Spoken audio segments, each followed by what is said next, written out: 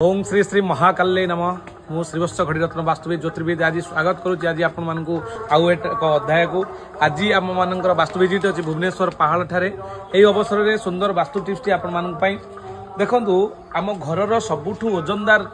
जगह जोटा कि अर्थ एलिमेंट जोन ता होची 2 to 5 डिग्री जोटा कि 225 डिग्री रे थाए सेटा को आमे रिलेशनशिप रो जोन कहंती जोटा कि आपणकर पितृस्थान बोली कहंती एवं से जगार जदि आपणकर कोनोसी प्रकार टॉयलेट किंबा स्टोर रूम किंबा कोनोसी प्रकार प्रॉब्लम करूचंती ताहले सेठी कोन हुए अर्थ एलिमेंट जोनटा अर्थ एलिमेंट रो जो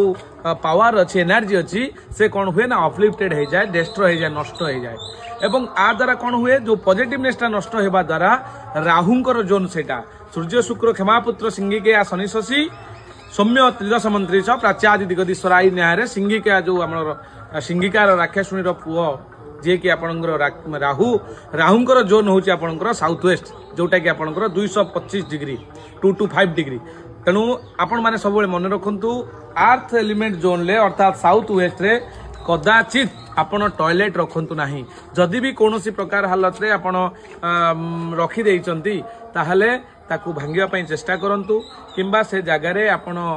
राशि तेल रे कला सुलिता दीप देई आपण ओम रांग राहवे नमः कही ताकू बैलेंस करिया पई चेष्टा करंतु। ओम